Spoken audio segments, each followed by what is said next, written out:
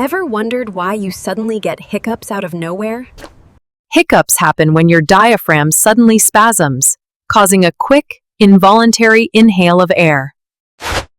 The quick closure of your glottis creates that famous hic sound.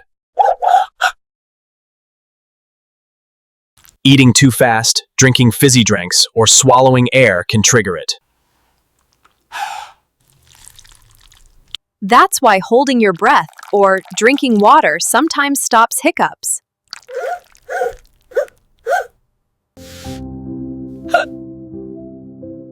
And now you know the science behind hiccups.